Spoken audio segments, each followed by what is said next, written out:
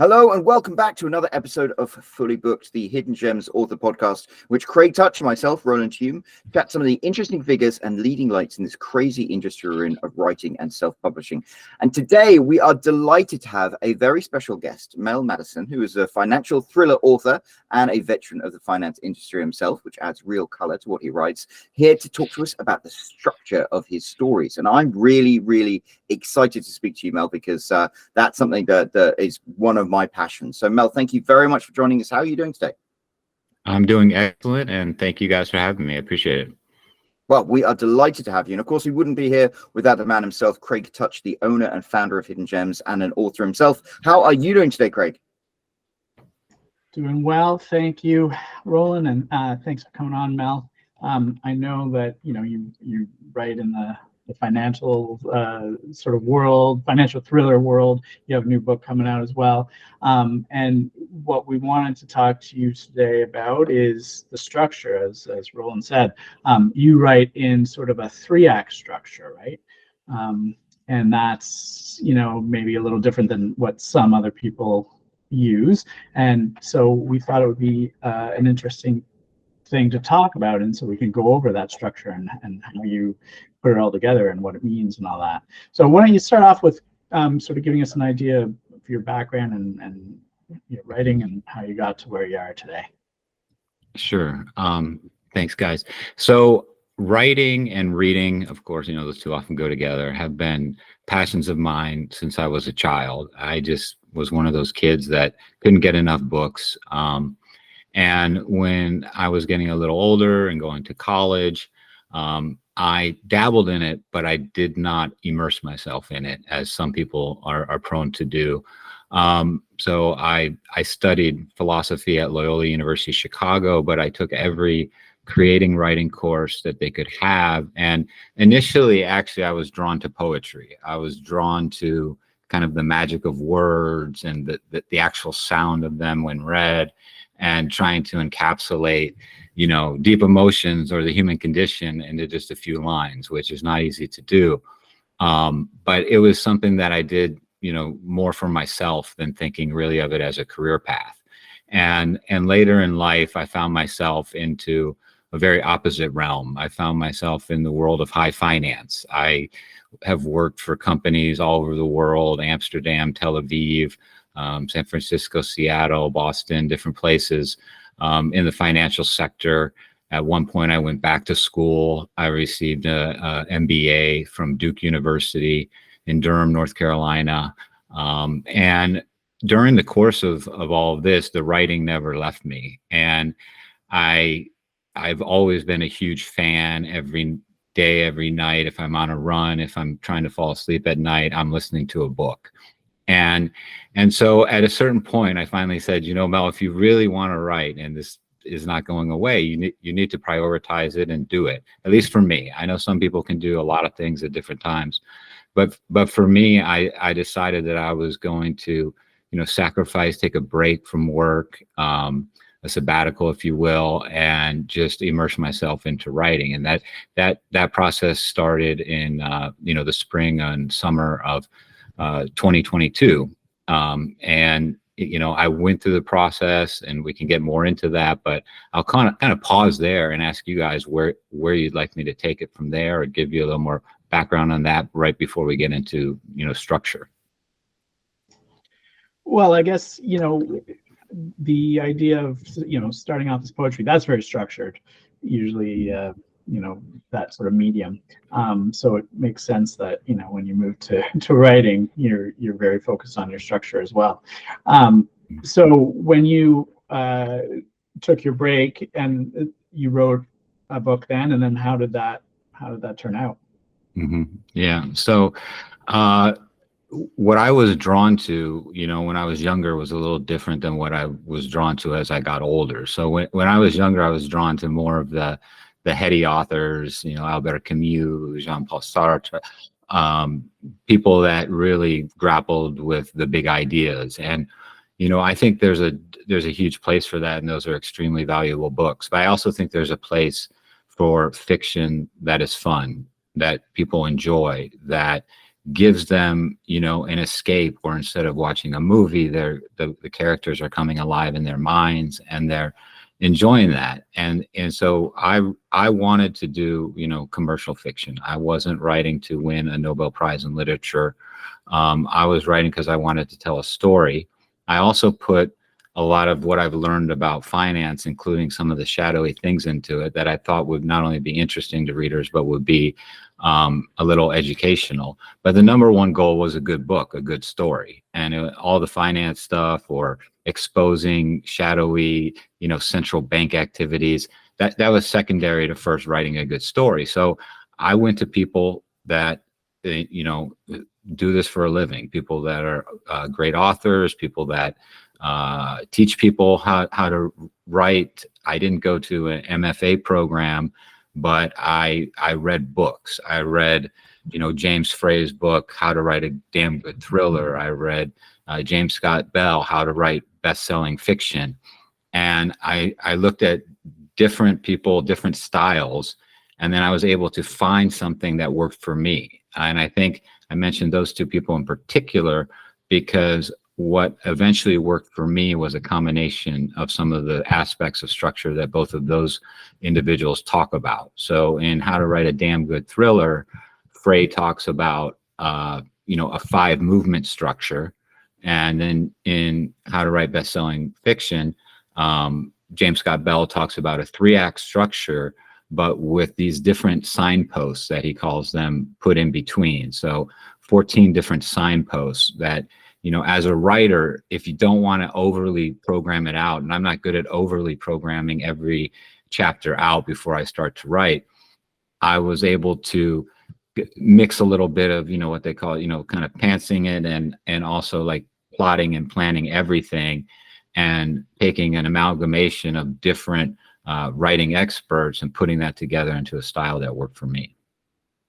I find that fascinating. I think intrinsically as human beings, we understand the structure of stories without necessarily being able to describe it. And I think some of the most important stories of our time follow what a particular structure, like Star Wars, Lord of the Rings. It's like that's Joseph Campbell's The Hero's Journey. But to a lot of us, especially when we start out in writing, I mean, I wrote a few books and I'm like, this is a bloody good book. And it wasn't until later when I started studying the craft of storytelling and the monomyth and this thing, I was like, oh, I wrote that book and it's good because it followed the structure of a story. And you realize that the structure of a story and the circular nature of it is what makes a book good. You can have a book that might not be particularly well written, but if it has a really solid story structure, it can still be very successful and entertaining. Mm-hmm. Exactly. And I think, James Bell, he uses the term, you can use a recipe and still be original. If somebody's making cordon bleu, there's a basic recipe to it. But you can have a million different versions and levels of good or bad of cordon bleu. And I saw myself as, looking at this not as, oh, I want to be so formulaic that, so for example, I didn't follow the 14 signposts exactly. There was one or two that I think didn't get in there. There was a couple that went in different orders. But I do think, and this I believe, my philosophy background goes all the way back to Aristotle and, a beginning, a middle, and an end. And great writers that are out there, there are some that are able to do, very wide variations on this. And there are people that are out there that are doing experimental fiction and they want to experiment, with words and structure and all of that, and all of that is great and has, like I said, a very valuable place in the world of literature. But I also don't poo-poo or look down on an enjoyable read, and I thought that sometimes you're following a structure that the reader, as you mentioned, he innately or she innately understands that structure and kind of craves it without even knowing that they are craving it. And when you provide that to them and you do it in an interesting, original, creative way with your own voice, and you provide good characters. I'm not someone who thinks about, well, I want this to be really plot driven because it's a thriller. I want it to have a strong plot line and really follow in a direction, but I also want to give the characters nuance and present characters that maybe could be just side characters that I make caricatures, actual have, you know, details that come to life. Yeah, you know, we don't hear as much about the 3-act structure and the signposts as we do some of the other ones, like the hero's journey, or, you know, save the cat, or the story circle, Harmon's story circle, all those other sort of narrative structures. We don't hear. I guess we hear about those ones, or I hear about those ones a lot more than sort of this one. So, did you look at some of those other structures, and then just decide that this 3-act one is more for you, or?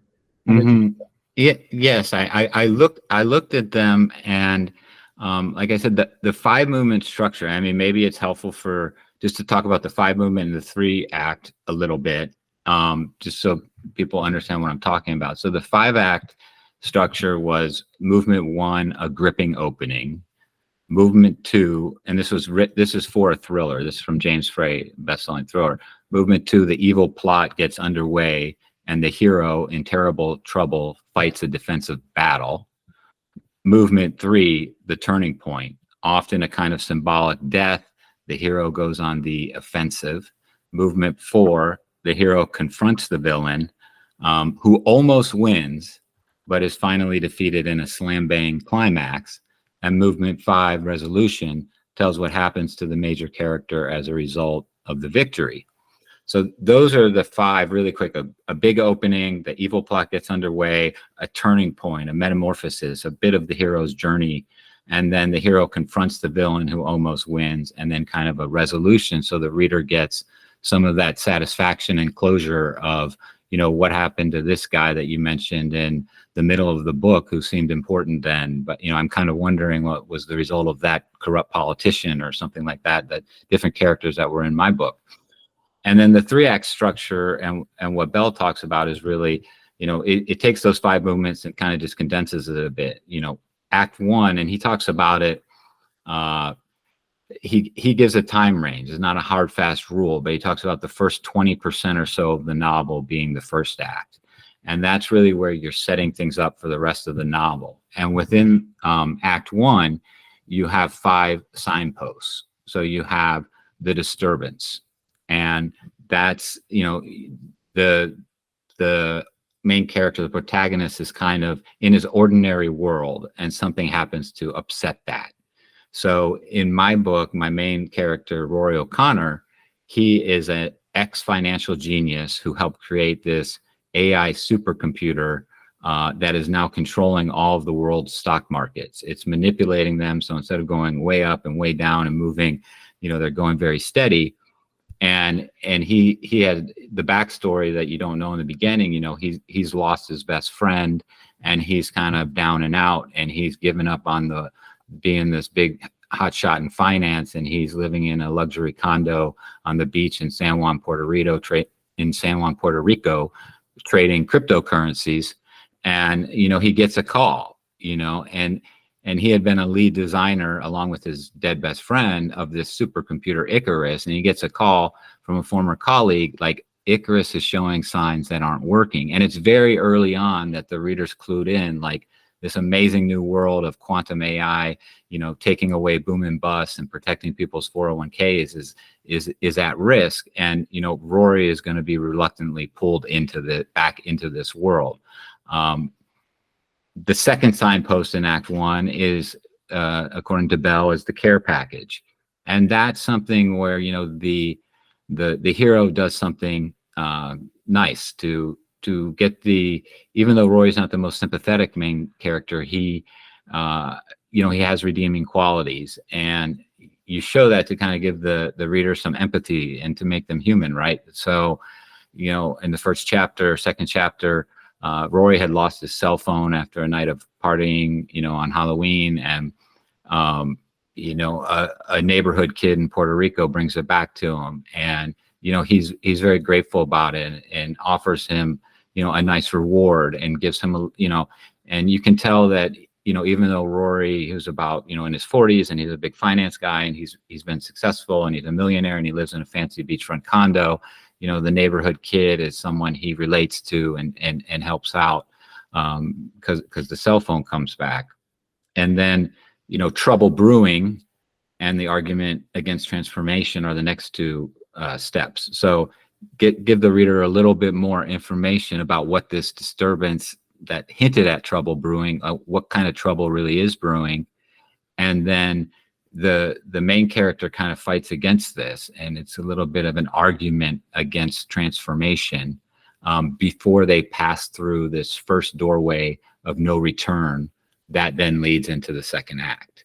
So I can kind of pause there and see anything, but that's the first act, and then there's a kind of a similar layout that if you'd like I could go into on acts 2 and 3. Yeah, I mean, let's take a pause there because I find this fascinating. Just from the fact that there are all of these different story structures, but they all seem to have certain parallels. And I mean, Joseph Campbell's I think had 14 steps. My favorite is Dan Harmon's, which has 8.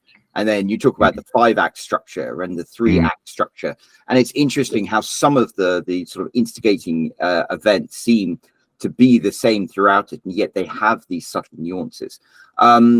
Would you say that the 5-act structure is the one you first mentioned? 3-act structure is structure that I remember most often from TV shows, like especially in the 70s, where you'd have the cheesy TV shows like The Saint and stuff, and they'd often have like Act 1, Act 2, Act 3. What is it that particularly drew you to the story structure that you're writing here, and why does it work better for you than other ones that are out there? So when I first started planning it, I actually did it along the 5-act of Fray, and I found that within those 5 acts there was still a little bit lack of cohesion, and I almost went back and then retrofitted the 14 signposts from Bell's 3-act into my 5-act main outline. So it really was a mix, and that's why I mentioned both of them and talked a little bit about both of them, because I think that for me, as I started getting into more of the detail of what was happening, I needed to have some general idea of like that 5th movement in Fray that could help me go back and add those details of the 14 different signposts, which Bell might have gotten some of that from Campbell. He mentions Campbell in the book as someone who has helped him, develop his signposts. So that's really the way that it came about for me. And, I planned it out in different ways. I planned it out on notebooks and with writing with pen and paper. I also, pulled from my finance and put stuff into Excel, and, literally was looking at where this is going to go, and noting, where the signposts were, and so on and so forth. And then once I got into writing it, and once the first draft was done, which took me about 2 months to do about a 300-page first draft, I had a much better idea, but the book was so rough at that point. I mean, it was still like a year away from completion at that point. I needed to go back and relook at those signposts and relook at the structure. So it's a little bit of an iterative process for me, where I start off with this, and then I know what I want to do. Then I do the first draft, but by the end of the first draft, I have such a better idea of who are the characters that I'm creating in this world, and how can I go back and make those signposts and that structure more solid, and start going through the rewriting process, which was like 5 or 6 drafts for me before it even went to my developmental editor. And then we did a big draft, and then a copyrighted or copy editing draft also had some developmental edits in it. It was the same individual that I worked with, John Ford, on both of those. And so it was a process, but the structure hangs in there, and I think that the reader can kind of see that structure, and it helped me as a writer to kind of stay on track to try to provide that fulfilling experience for the reader. I think that's fascinating. That seems like the right way to do it. I heard a quote, I think it was from Neil Gaiman, who said, your first draft is you telling yourself the story. And in your second draft, you try and make it sound like you knew what you're doing all along. And I think part of that I found with my stories, the first draft in some cases is just a pure narrative. It's like, this is what happened. Step 1 happened, step 2 happened, step 3 happened, step 4. And then when you look back at it, you're like, okay, if I'm going to tell this in the form of a story using whatever structure it is, well, it turns out that like the 4th stage of my narrative is actually what we need first stage of a proper story. And you have to move things around and cut stuff and maybe have timelines that filter back and forth. But it does seem like putting it into that story structure and having the awareness to do that is really one of the things that differentiates like an amateur writer from somebody who's going to be commercially successful. Yeah, I mean, I've been really, blown away a little bit by some of the reception. So the book's coming out next week, but both like Kirkus and Publishers Weekly were extremely positive on it. And as a first-time writer who'd never done this before, I was able to put this together using this system, and I was able to find a publisher, and it's being distributed by Simon & Schuster, and the I don't know, it's probably like 20,000 right now on Amazon and rank and pre-order as an unknown author, because people are also responding to the topic. So I've been fortunate that I've had a lot of interest, because there's a central bank digital currency and different kind of financial topics that people have been putting me on national radio shows like Coast to Coast AM to hear about, my finance angles and my finance expertise, but I'm telling them about the book. So what I'm really dying to know, and I don't know yet, is will readers like what I wrote, right? So that's going to come out in a few weeks. The book comes out on Tuesday, and I can't wait to see what the average reader starts thinking, because I know there's people who've been buying the book, and what are those Amazon and Barnes and Noble and Goodreads reviews going to start telling me, and it might be, if I'm honest about myself, when I look at it as a thriller aficionado, I look at it and I think this structure helped me create a really good, fulfilling story. And Roland, you mentioned this in the beginning, sometimes even if the writing isn't that great. And I think that as a first-time writer, if I honestly try to judge myself, I did a job that when I look at it and I say, is this book as good as some well-known published thriller authors that I read? And I say, yes, it is. Is it a great thriller? Is it at the level of a master? No, it's not. And I would be some sort of genius and Picasso, if my first book that I put together was there. But the structure, I think, helped me create the good narrative. And then this process of doing the first book has helped hone those skills, so that on my next one, hopefully the writing gets a little better, but the process and the system's still there. And, I can start evolving and growing as a writer, which is really what I want to do. Yeah, I always think people always refer to writing as a craft rather than an art. And it's like, if you're a carpenter and you're making a table, then you can make the most beautiful table ever out of the most exquisite wood and put intricate carvings and different things. But at the end of the day, you've got to have table legs and a flat surface that people can put things on. It's like, those are the essentials, and you don't have a table unless you do those things. And I think it's the same with a story, a satisfying story. Even if they don't understand and can't contextualize what a satisfying story is, readers know, and they come to the final page, and if you don't have all of the turns that you expect in a story, it hits you kind of flat. And what you're talking about, I think, is a really significant realization for an author to have. It's like, you realize that you're constructing something just as much as you're being artistic about it. And yeah, the structure of that and meeting the expectations of your reader is often more important than the pure niceties of your writing. Yes, and I found, for me in the editing process, oftentimes what I thought was this beautiful prose that I was pulling my poetry from, not the editor saying, a little too much here, Mel, or, it's distracting the reader, or,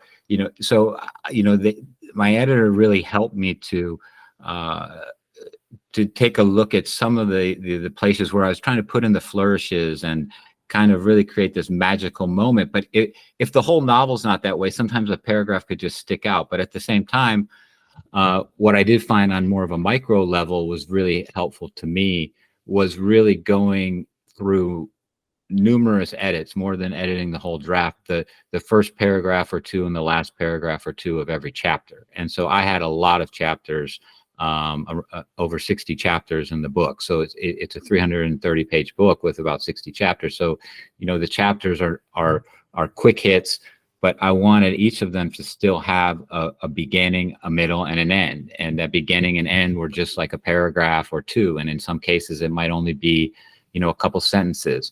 But I think that the chapter distribution and how that fit in, I never really thought about the chapter distribution in the beginning. And I did find myself in the second or third draft, which originally was something like a 40 chapter book, realizing that sort of the chapter variation and stuff, a lot of times some of these chapters were better broken up, and that's how it wound up getting to 60.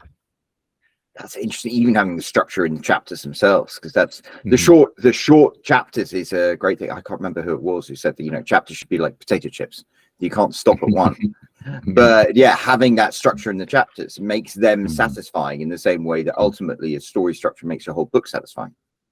Exactly. And if the reader starts to lose interest after a few pages because you haven't hooked them yet with your amazing writing, but there's a chapter ending that leads them to want to read the next chapter, to get that page turning feel, then it's like the potato chip. Exactly. You nailed it. You're maintaining that reader focus for a 10-minute first chapter or second chapter, but at the end of that, there's something that's left hanging. That's an itch that the reader wants to scratch. And the next thing you know, they're 10 chapters into it, and now they really, you know, the story is starting to build, and they want to know the ending of the whole story, and you've got them, you know, hooked to get in there. And I think, you know, for me, the best writers out there, they make you want to know what's going to happen. And very early on, you know, you might have your ideas of what's going to happen and stuff. And that's a little tricky in a thriller, right? Because it's like throwing aspersions at, you know, is that really a bad guy, or is the bad guy a good guy? And all that stuff was super fun for me to just create these characters and in all their different machinations and stuff. Well, tell me about we've talked about the structure of the first act, and you offered to talk us through the structure of a second act. Why don't you tell us what that structure looks like? So in Bell's work, he talks about, you know, around 20% in the first act and around 20 for the third act. So the second act is the big, you know, the meat of the novel, you know, 60%, you know, 3 times bigger than the other two acts individually.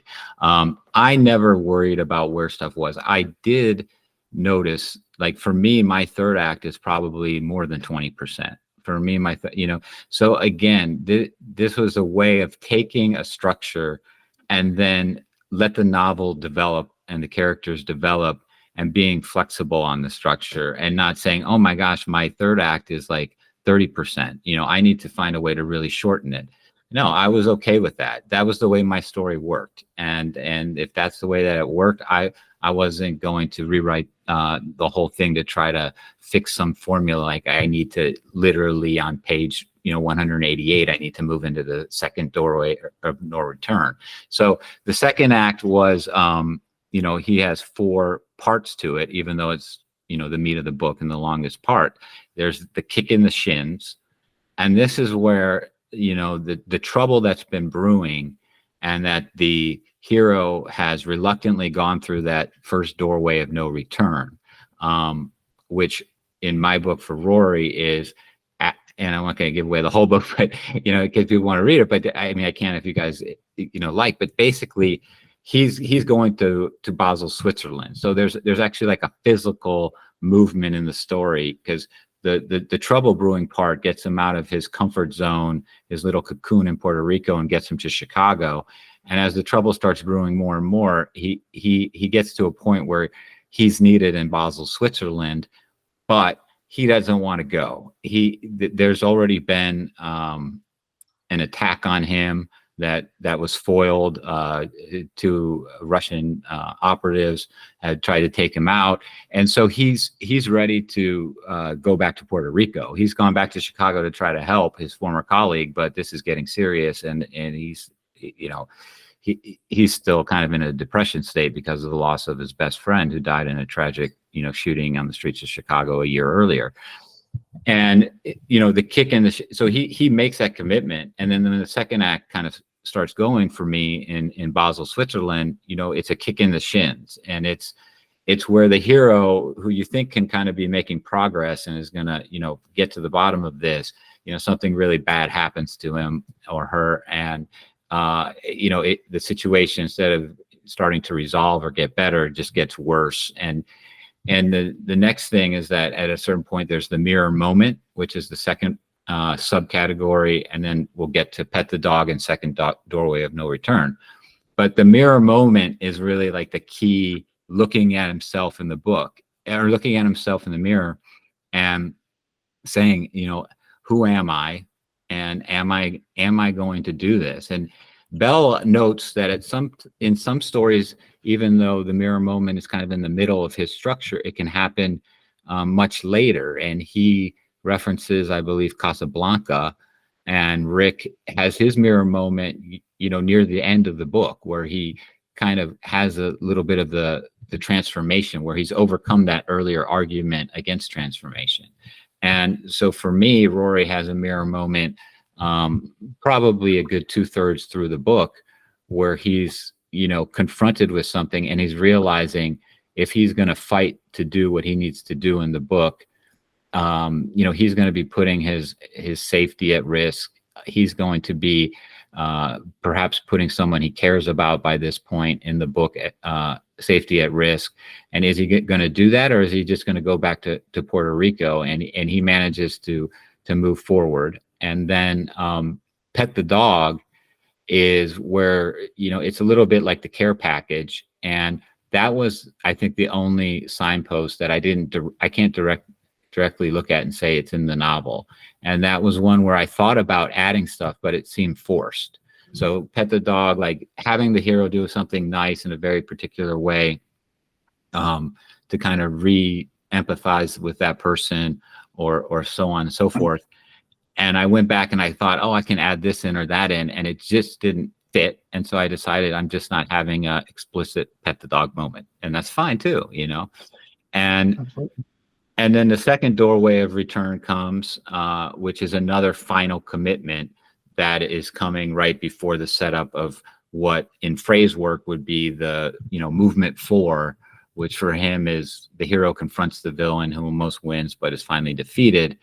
For me, that movement 4, that's kind of the beginning of the third act in the 3-act structure. And that's where the Second Doorway of No Return came in, and Rory fully committed to confronting the villain. That's really interesting. And I guess, now, do you think the story structure is loose enough that you can go from like 14 to 9 to 5 plot points? Or do you think sometimes the way we write stories, maybe we'll cover several of those signposts in a single scene? Mm-hmm. Yes, I think, from looking at books that I've enjoyed, I notice a lot of these, and I notice a lot of them, especially in movies, because it's so condensed. So you can see almost all 10 or 14 of them, in just a 2-hour sitting watching a movie. And, it's like so easy. It's like, oh, here's the disturbance. The person's, sitting at home, and then, here's the care package. They do something nice. And I think in a novel, in the ones that I have really liked, I've seen, like I said, like Casablanca, where some of these things come at the end. I think some of them can be omitted. Some of them aren't there. I think they come at different points. I think sometimes there might not be one for a long time, and then all of a sudden there's 3 or 4 in a row. And, it's hard for me without like kind of walking through an entire other book or novel to give you examples. But I think if people think about it, or think about this the next time they're watching a movie or reading their book, they'll see that a lot of these are in there, but they might be in there at different points and in different ways. Yeah, I personally think that with the structure of a lot of these things, they're sort of more of a, almost like a blueprint or a guide to sort of help direct the flow of a story. But I don't think that you have to religiously always keep to every single, point. And I think that a lot of, if you did, like you said, a lot of it would be forced, and then it wouldn't work anyways. So I think, it's more of the idea of structuring a story in this way, in this sort of, in 3 acts. Generally, you want to follow this sort of flow. Otherwise, it's not really gonna be a cohesive story or whatever it is, right? But if you miss a few, I don't think that's the end of it. Exactly. And me too. In fact, I'm trying not to say this is what you should do. I'm just saying this is what I did, and this is what I've also seen in other authors. But I wouldn't say that you need to do any of this if you can put together a good story that satisfies the reader, or if you want to do an experimental novel and just leave the reader thinking, whatever your goal is. This is just what worked for me, and it's what I've seen in a lot of successful fiction, and that I can't say anything more about it. Yeah, and I mean, I think that there's examples in history of, I looked it up, but there's examples of famous books that don't follow any kind of like known or popular structure. And Ulysses was one, Catch-22 was another. So I mean, they're out there, right? But obviously, it's fewer and farther between. And I think a lot of people, a lot of authors don't study structure, but when they write the book, they just sort of automatically follow those structures. I think that's sort of why. It's not like some author came along and made up a structure out of the blue and just said everybody should use it. I think that they looked at stories and popular books and said, they're following this kind of structure, and then they sort of codified it so that others could sort of follow that. But I think a lot of people just do it innately. Exactly. It's like, which came first, the chicken or the egg? Probably what came first is the story from sitting around the fire thousands of years ago, and only later did people attempt to kind of codify it and put it in there, Right. Yeah. And I think it's interesting how the way you tell stories seems to have evolved as well. I mean, Joseph Campbell, like that's a much older style of telling stories. And then you had the TV model, which had the 3-act structure, and then Save the Cat. I Save the Cat has ruined Hollywood movies for me. Like, I watch a Hollywood movie and I'm like, oh, look, this is Save the Cat. This is the, the New Door Opens and things like that, which is interesting, but it's what makes movies satisfying, It was Frozen 2 I was watching with my daughter, and I remember being like, I'm kind of into this movie just because I know what's going to happen next, because it has to follow the Save the Cat structure. Yeah, you have a different view. After I went through this, and I also use another structural point called the prize, which is kind of something that people are chasing after. There's this encrypted thumb drive that has the key to the major problem, and so then I watch a book or Gray Man or some movie or something, and oh, there's a prize, the prize. So you start seeing these things all the time, and it doesn't completely ruin it for me, but it's almost like a silent, smile to myself or something when I see it, like this is the device. But, the creator of that may have consciously used that device, or they may have, as Craig was talking about, just innately put that in there to the story, because that's the way the story sounded compelling to them. And then I'm looking back at it and saying, oh, they used this or that, but it might just be very natural. Yeah, and I think this is where, as a self-published author especially, maybe this is one of the areas in which having beta readers and feedback is very important, because you might write a book and just have an innate understanding of what story structure is, but then when you give it to beta readers, they can say like, hey, it would be more punchy if you placed more emphasis on this particular plot point, which you're then like, oh, I see, that's the part of the story structure that maybe I didn't emphasize and maybe I should do. Yeah, exactly. And I mean, just like super quick, I don't know how much time we have left, but on the Act 3, right, the final signposts are mounting forces, so things are growing, the odds are getting more and more stacked against the hero. And then lights out is this moment where you think the hero is going to lose, and you believe like, oh, they've lost it, and there's no way out of this situation. And then the other one, which I think is really fun, is the number 12, the Q factor. And he gets that title from Q in James Bond, where in the beginning of James Bond movies, Q gives him something like a pen that can shoot out a rope that can climb him up a wall or something.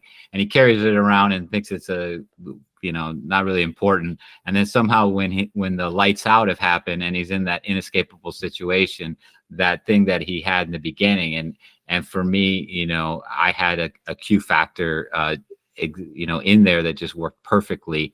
And then, the final battle comes against the villain, the hero wins. And then at the end, it's the resolution and what Bell calls the transformation.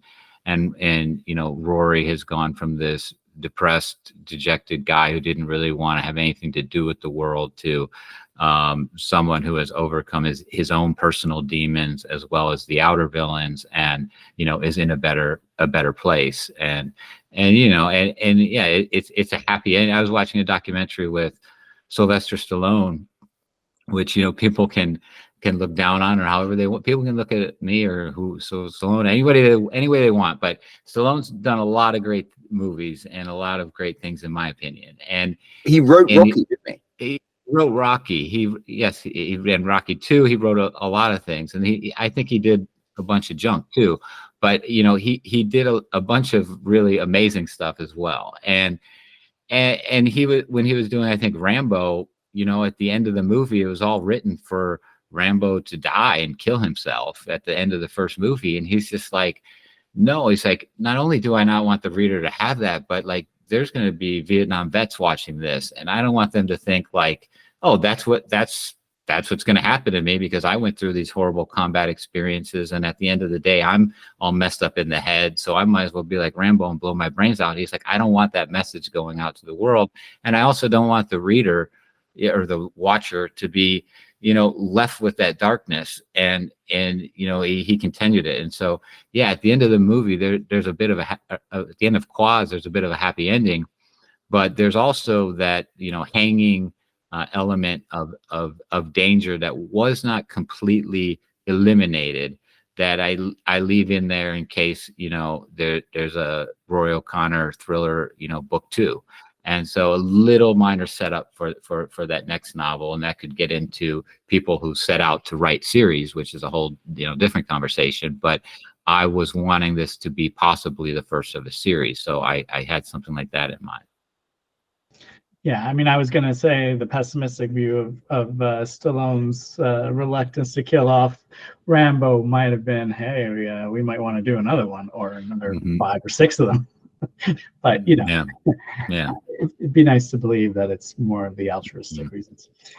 Yeah, but yeah, I think that's a really important sort of thing to keep in mind, because if how you end the book is gonna affect the readers, and a lot of times if you're writing a thriller, you're writing like something that's sort of like a fun action thing, they're not really looking for tears at the end necessarily, and the hero to be killed. It might not really fit sort of that overall vibe that you have throughout the book. Sometimes when I watch a show and at the end the person dies, or it's just a really unsatisfying ending, that sort of almost taints the whole thing for me. Yeah, and there can be sad endings that work really well. It just in this case it didn't. Yeah, in this case it didn't for me. And yeah, I think there's also, a little bit of taking, I would never take my writing too seriously, but, if there's a little bit of a moral component in a story, I think it's worthwhile for the writer to reflect on what do they want that story to communicate. And sometimes, you have to kind of question or think about that. I think, writers provide an extremely, valuable service to humanity, and there's like a lot of times that things we might hear on the news or things are lies, but our stories kind of tell the truth. And if you're trying to communicate something that is a little bit on a little bit of a deeper level, and I never had any intention to do literary or win fancy awards with this, but I did want it to to kind of not have the evil, corrupt people just get away with everything and do everything. And that's the way the world works, because I think even though the world has a lot of corrupt people that get away with a lot of stuff, at the end, there's also a lot of positive in the world. And I wanted to try to have some of that too. I mean, that's the gift that we have as writers, isn't it? It's like we can at least make the real world things have a happy ending. And in some ways, that's the only thing that keeps you getting out of bed in the morning. Yeah. And at the end of the day, every major dictator, every major tyrant in the history of humanity has fallen. And they might have had their time when they were in control and they were running things. But at the end of the day, the people keep fighting back, and we're still here, and we're alive and kicking and living our lives. And so anybody who's tried to control the world ultimately has failed. Let's hope they never do succeed.